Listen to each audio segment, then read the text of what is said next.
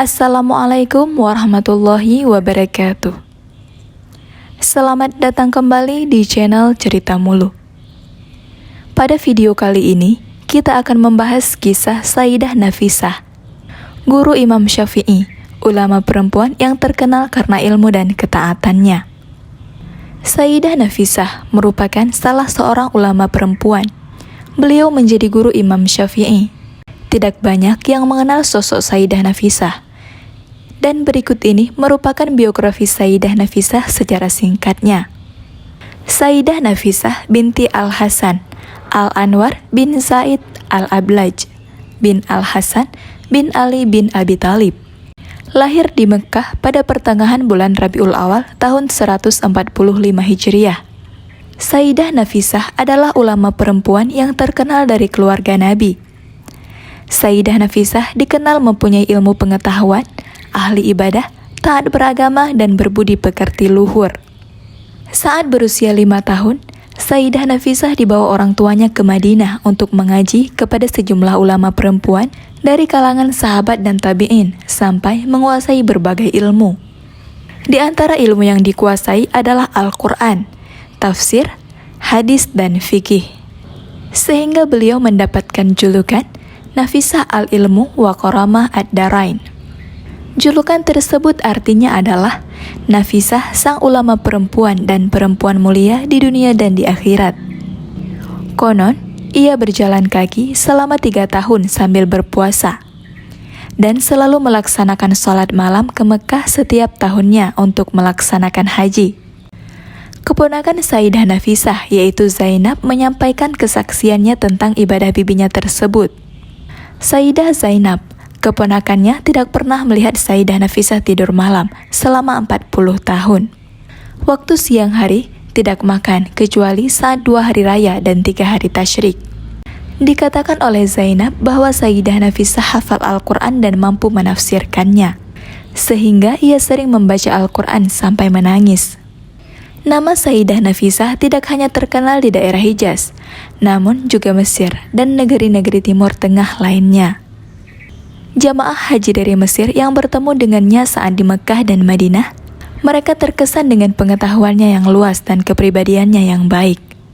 Suatu hari, Sayyidah Nafisah bersama suami, ayah, dan anak-anaknya berangkat ke Mesir di hari Sabtu, 26 Ramadan 193 Hijriah. Saat Sayyidah Nafisah di Mesir, masyarakat di sana ingin mengunjungi rumahnya hampir setiap hari untuk mendengarkan pesan-pesan atau ceramah-ceramahnya. Ketika Sayyidah Nafisah sudah merasa cukup tinggal di Mesir, beliau berniat untuk kembali ke Madinah. Namun, masyarakat Mesir merasa keberatan jika Sayyidah kembali ke Madinah. Lalu, saat Sayyidah Nafisah tidur, ia bermimpi bertemu kakeknya, yaitu Rasulullah Shallallahu Alaihi Wasallam. Dalam mimpinya, Rasulullah memintanya agar menetap di Mesir. Akhirnya, ia memutuskan tetap tinggal di Mesir. Ia tinggal di rumah yang dihibahkan Abdullah bin As-Siri bin Al-Hakam, yaitu gubernur Mesir pada saat itu. Sayyidah Nafisah menghabiskan waktunya untuk mengaji, mengajar, mendidik umat, dan beribadah kepada Allah. Sosoknya gigih membela, melakukan advokasi, dan melindungi rakyat yang teraniaya oleh kekuasaan. Pada tahun 198 Hijriah, Imam Syafi'i datang ke Mesir. Ia tinggal di sana lebih dari 4 tahun. Imam Syafi'i mengarang kitab-kitabnya yang bagus dan penuh makna, sehingga namanya dikenal. Karena hal itu juga orang-orang menerima dan mencintainya. Tersebarlah mazhab Imam Syafi'i di tengah-tengah mereka. Imam Syafi'i suatu ketika meminta untuk bertemu dengan Sayyidah Nafisah. Sayyidah Nafisah mendengar tentang kebesaran Imam Syafi'i. Ia senang mendengar keinginan sang imam dan menyambutnya dengan penuh kegembiraan. Setelah itu, mereka sering melakukan pertemuan-pertemuan. Hubungan mereka pun semakin erat. Terdapat riwayat yang mengatakan tentang Imam Syafi'i yang sering bersama Sayyidah Nafisah ketika di Mesir. Ulama yang paling sering bersamanya dan mengaji kepadanya, justru dalam statusnya sebagai tokoh besar dalam fikih. Imam Syafi'i dan Sayyidah Nafisah sering melakukan sholat tarawih bersama. Imam Syafi'i selalu pergi ke tempat Sayyidah Nafisah. Ia selalu meminta doa kepada Sayyidah Nafisah dan mengharap berkahnya. Imam Syafi'i mendengarkan hadis darinya. Imam Syafi'i jika sakit, ia mengutus muridnya sebagai penggantinya. Suatu waktu, Imam Syafi'i menderita sakit. Ia lalu mengirim utusan untuk memintakan doa dari Sayyidah Nafisah untuknya. Namun, Sayyidah Nafisah berkata kepada utusan itu, Allah membaguskan perjumpaannya dengannya dan memberinya nikmat dapat memandang wajahnya yang mulia. Utusan tersebut saat kembali lalu mengabarkan yang dikatakan Sayyidah Nafisah. Imam Syafi'i sadar bahwa perjumpaan dengan Tuhannya semakin dekat. Imam Syafi'i memberikan wasiat agar Sayyidah Nafisah mau menyalatkan jenazahnya bila ia wafat. Pada akhir Rajab tahun 204 Hijriah, Imam Syafi'i wafat. Sayyidah Nafisah pun melaksanakan wasiatnya. Jenazah Imam Syafi'i dibawa dari rumahnya ke Futsah ke rumah Sayyidah Nafisah. Disitulah disalatkan. Dengan imam adalah Abu Ya'qub Al-Buwaiti, yaitu salah seorang sahabat Imam Syafi'i. Bertambahnya usia Sayyidah Nafisah, ia sering sakit. Pada hari Jumat, tanggal 15 Ramadan tahun 208 Hijriah, sakitnya semakin parah. Saat itu, para sahabat dekat Sayyidah Nafisah mengatakan bahwa mereka melihat Sayyidah Nafisah membaca surah Al-An'am. Ketika bacaan surah Al-An'am sampai ayat 127, ruhnya lepas dari tubuhnya. Ia pulang ke pangkuan Tuhannya. Sayyidah Nafisah dimakamkan di suatu tempat di dalam masjid besar yang disebut dengan Jami' Sayyidah Nafisah. Berikut beberapa karamah Sayyidah Nafisah. Sebagai wanita yang sangat taat, tekun, istiqamah dan selalu ikhlas, Sayyidah Nafisah oleh Allah Subhanahu wa Ta'ala diberi berbagai karamah. Ia mendapatkan karamah sebagai penghormatan dan kemuliaan baginya atas segala amal yang selalu diridhoi oleh Allah. Sayyidah Nafisah berpuasa dan melakukan ibadah malam selama 40 tahun. Diceritakan dalam kitab Mursyiduz Zuwar, Sayyidah Nafisah terkenal karena kesungguhan beribadah semenjak masih belia. Beliau beribadah malam tanpa pernah tidur selama 40 tahun karena kekhawatiran atas nasibnya di akhirat kelak. Hal itu disaksikan oleh keponakannya, yaitu Sayyidah Zainab. Syekh Muwafiquddin bin Utsman yang wafat pada tahun 615 Hijriah menceritakan, Aku Sayyidah Zainab telah melayani bibiku selama 40 tahun, dan aku tidak pernah melihatnya tidur di malam hari. Tidak pernah melihatnya berbuka di siang hari kecuali 2 hari raya dan hari tasyrik. Aku bertanya kepadanya, apa engkau tidak kasihan dengan tubuhmu?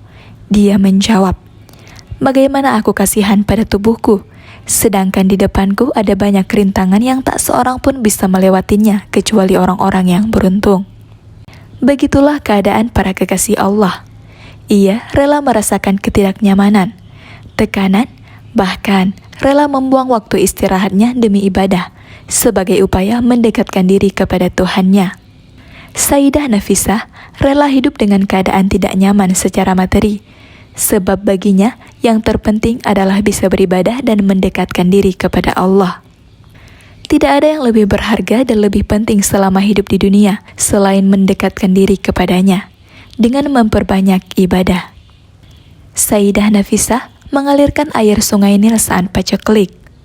Syekh Taufik Abul Ilmi dalam kitabnya yang berjudul Sayyidah Nafisah radhiyallahu anha menjelaskan, suatu ketika Sayyidah Nafisah ada di Mesir, terjadi paceklik yang sangat parah.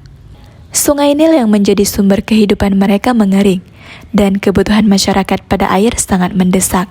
Syekh Taufik lalu mengatakan, orang-orang mendatangi Sayyidah Nafisah dan meminta doa kepadanya. Kemudian ia memberi mereka sebuah kain. Mereka lalu membawanya ke sungai Nil. Setelah sampai, mereka melemparkan kain itu. Mereka pun tidak pulang sampai air sungai Nil berisi penuh. Bahkan semakin bertambah sangat banyak. Sayyidah Nafisah berkah doanya menyelamatkan orang dari penguasa zalim. Saat Sayyidah Nafisah berada di Mesir, raja yang berkuasa adalah raja yang zalim. Dengan segala otoritas dan kekuatan militernya, ia merampas hak-hak rakyat. Ia gunakan kekuasaannya untuk menghina, menyiksa, dan bahkan membunuh rakyat. Satu persatu ditangkap oleh raja, mulai dari Mesir ujung timur sampai paling barat. Suatu ketika, pasukan sang raja menangkap seorang lelaki. Ketika lelaki yang ditangkap ini berjalan bersama pasukan untuk menghadap kepadanya, kebetulan mereka berpapasan dengan Sayyidah Nafisah.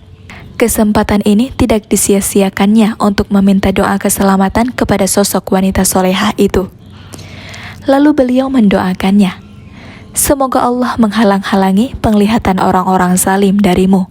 Setelah melanjutkan perjalanan dan menghadap, sang raja pun bertanya kepada pasukannya, "Mana si Fulan?" "Lah, itu berdiri di depan Anda," jawab pasukan. "Demi Allah, aku tidak melihatnya," tegas sang raja. Para pasukan pun mengisahkan, tadi lelaki tersebut sempat bertemu Sayyidah Nafisah dan meminta doa keselamatan darinya. Sang raja kemudian berujar penuh penyesalan, "Apakah kezalimanku sampai parah sedemikian ini? Ya Tuhanku, aku bertaubat kepadamu." Kemudian sang raja menangis dan bertaubat atas kezalimannya selama ini. Subhanallah. Sayyidah Nafisah, air wudunya sembuhkan penyakit. Beberapa tahun ada di Mesir, Sayyidah Nafisah hidup bersama masyarakat. Mereka sangat menghormatinya. Selain karena keturunan Rasulullah Sallallahu Alaihi Wasallam, ia juga memiliki derajat sangat mulia. Menurut Syekh Jabbar Siraj, Sayyidah Nafisah bersama suaminya tinggal di rumah Ummi Hani. Rumah yang ditempatinya berdampingan dengan rumah keluarga Yahudi yang mempunyai anak perempuan lumpuh. Suatu ketika, si ibu ingin pergi ke pemandian umum. Ia bertanya kepada anaknya, "Kamu ikut aku atau bagaimana?" "Titipkan saja aku ke perempuan itu, yaitu Sayyidah Nafisah," jawab si anak. Si ibu pun menitipkan anaknya di rumah Sayyidah Nafisah. Saat waktu zuhur tiba, Sayyidah Nafisah berwudu. Air bekas wudunya kemudian mengalir sampai di samping anak lumpuh tersebut. Si anak pun seketika menyentuh air dan mengusapkannya ke seluruh tubuh. Atas izin Allah, si anak dapat berdiri dan berjalan seperti tidak pernah lumpuh sama sekali. Ketika ibunya kembali, ia pun tak percaya dengan apa yang dilihatnya. Si anak lalu menceritakan peristiwa dahsyat yang dialaminya. Mendengar penuturan kejadian itu, si ibu dan semua keluarganya bersyahadat masuk Islam dengan bimbingan Sayyidah Nafisah. Seiring tersebarnya berita ini, lebih dari 70 Yahudi masuk Islam dalam waktu singkat, dan semakin banyak orang berkunjung ke rumah Sayyidah Nafisah untuk meminta doa serta mengharap berkah darinya. Sayyidah Nafisah menggali kuburannya sendiri. Pernah suatu ketika, karena melihat semakin banyak orang yang mendatangi Sayyidah Nafisah untuk meminta doa dan berkahnya agar semua keinginannya terkabul, suaminya ingin membawanya pulang ke Hijaz, yaitu Madinah. Namun, Sayyidah Nafisah menolak ajakan itu. Sayyidah Nafisah berkata, "Aku pernah bermimpi bertemu baginda Rasul. Beliau berkata, jangan pergi dari Mesir karena Allah akan mewafatkanmu di sana." Karena mengetahui isyarat tersebut, kemudian Sayyidah Nafisah menggali kuburnya sendiri dan menirakatinya dengan khataman Al-Quran ribuan kali. Subhanallah. Sebagian riwayat menyatakan sampai 1900 kali. Sebagian lain menyatakan 2000 kali. Sebagian lain menyatakan 6000 kali. Yang pasti, Sayyidah Nafisah turun ke dalam lubang makam yang digalinya ketika siang dan malam untuk membaca Al-Quran dan sholat di sana. Menurut Syekh Muwafiquddin, Sayyidah Nafisah mulai sakit pada Rajab 208 Hijriah. Di sela-sela sakitnya, ia mengirim surat kepada suaminya yang sedang berada di Madinah. Ia meminta suaminya pulang ke Mesir. Rasa sakit Sayyidah Nafisah semakin bertambah parah pada Ramadan. Para dokter pun datang melihat kondisinya. Mereka memberi saran agar Sayyidah Nafisah membatalkan puasanya agar tubuhnya kuat dan kembali sehat. Namun beliau menolaknya dengan keras. Nauzubillah, selama 30 tahun aku berdoa agar aku wafat dalam keadaan berpuasa. Dan sekarang kalian datang menyuruhku membatalkan? Sakitnya semakin hari semakin parah.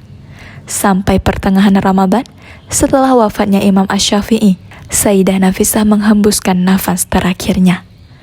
Sebelum wafat, beliau membaca surah Al-An'am mulai awal sampai tepat pada ayat berikut. Katakanlah Muhammad milik Allah. Dia telah menetapkan sifat kasih sayang pada dirinya. Al-Quran Surah Al-An'am ayat 12. Tepat saat sampai pada ayat itulah Sayyidah Nafisah wafat. Begitulah nasib-nasib orang mulia di sisi Allah. Beliau wafat dalam keadaan membaca Al-Quran, sebagaimana tercermin ketika hidupnya yang sangat mencintai Al-Quran. Karenanya, Allah mewafatkannya dalam keadaan membaca Al-Quran, dan tepat pada ayat yang sangat luhur dan mulia. Ayat yang menjadi tanda-tanda husnul khatimah. Sebelum wafat, Sayyidah Nafisah berwasiat agar suaminya yang mengurus jenazahnya. Awalnya suaminya ingin agar jasad istrinya dimakamkan di Baqi bersama keluarganya. Ia datang membawa peti untuk membawa jenazahnya. Namun masyarakat Mesir keberatan. Mereka meminta agar jenazah Sayyidah Nafisah tetap dimakamkan di Mesir. Kemudian penduduk Mesir melapor kepada penguasa setempat agar mau membujuk suaminya meluluskan permintaan masyarakat Mesir. Sang penguasa lalu bergegas mendatangi suaminya dan berkata, "Demi Allah, jangan larang kami untuk melihat makam Sayyidah Nafisah. Dulu sewaktu masih hidup, ketika tertimpa musibah atau sedang punya hajat, kami datang ke rumahnya meminta doa. Maka tinggalkanlah jenazahnya di sini, sehingga jika kita punya hajat, kita bisa bertawassul dan berdoa kepada Allah di samping makamnya." Demikianlah kisah Sayyidah Nafisah, guru Imam Syafi'i, ulama perempuan yang terkenal karena ilmu dan ketaatannya. Semoga kita banyak mengambil pelajaran. Terima kasih sudah menonton. Wassalamualaikum warahmatullahi wabarakatuh.